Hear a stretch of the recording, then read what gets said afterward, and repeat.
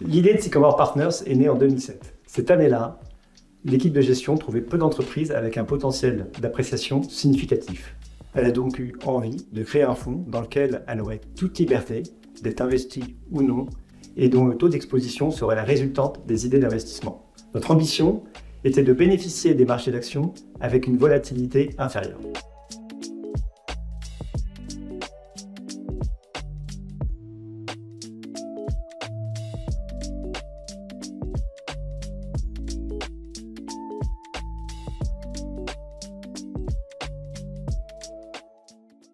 Sycomore Partners, c'est avant tout un fonds concentré entre 20 et 40 valeurs.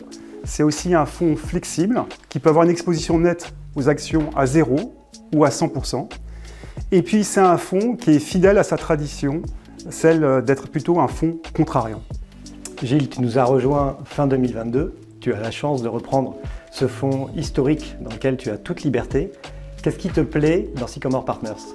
Ce qui me plaît en fait dans Sycomore Partners, c'est avant tout le fait que ce soit un vrai fonds de stock picking qui s'affranchit totalement des indices. C'est un fonds où, à travers une analyse des sociétés de notre univers d'investissement, c'est-à-dire de bien comprendre le secteur d'appartenance des sociétés, de comprendre la stratégie de la société à court et à moyen terme, d'analyser la qualité du management et de la gouvernance de la société.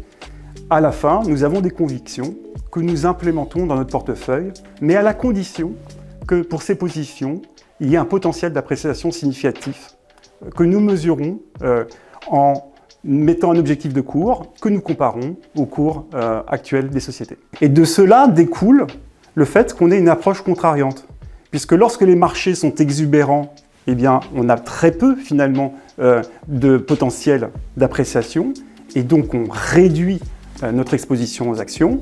A contrario, lorsqu'il y a un accident de marché, eh bien, on augmente notre exposition au marché actions et on ajoute de nouvelles positions qui sont des opportunités pour nous et qui sont ainsi des opportunités pour nos propres investisseurs.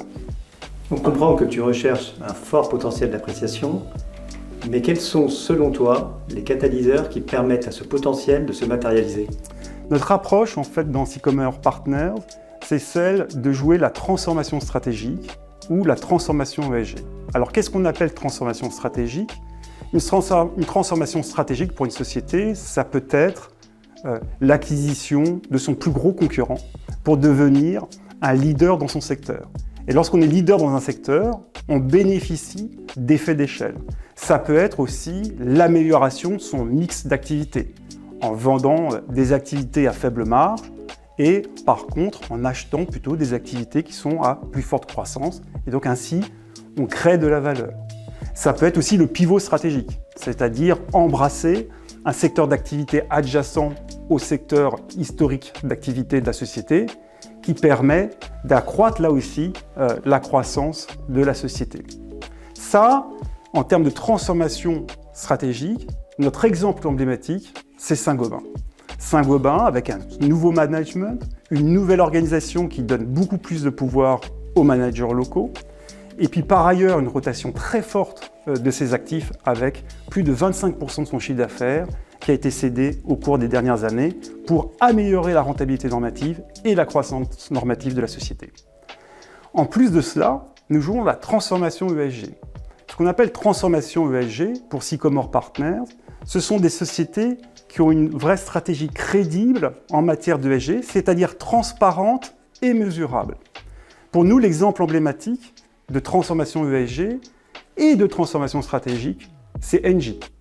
En termes de transformation stratégique, Engie a vendu Equans, donc un gros business au sein de son portefeuille d'activités, et en a profité pour accélérer sur les énergies renouvelables. Et puis en transformation ESG, Engie vient d'être certifié Well Below 2 Degrees en SBTi et puis a pris des engagements année après année qui sont de plus en plus ambitieux en matière d'émissions carbone. Et Gilles, tu as énormément de marge de manœuvre entre 0 et 100% de niveau d'investissement. Comment détermines-tu ton taux d'exposition action ? Eh bien, pour déterminer notre taux d'exposition action, c'est avant tout les upsides potentiels que nous avons sur nos positions qui déterminent cette exposition nette. Mais au-delà de cela, on regarde toute une batterie d'indicateurs. Des indicateurs de valorisation des marchés, des primes d'action, du sentiment des investisseurs sur le marché, le momentum de révision des estimations. Tous ces indicateurs sont pris en compte pour nourrir en fait notre analyse s'il faut augmenter notre exposition nette ou pas aux actions. Merci. Et sur quelle expertise t'appuies-tu pour mettre en place cette gestion active et flexible? Eh bien, chez Sycomore, j'ai la chance de bénéficier de 25 analystes gérants qui sont chacun soit experts en analyse financière, soit experts ESG, soit experts en allocation d'actifs.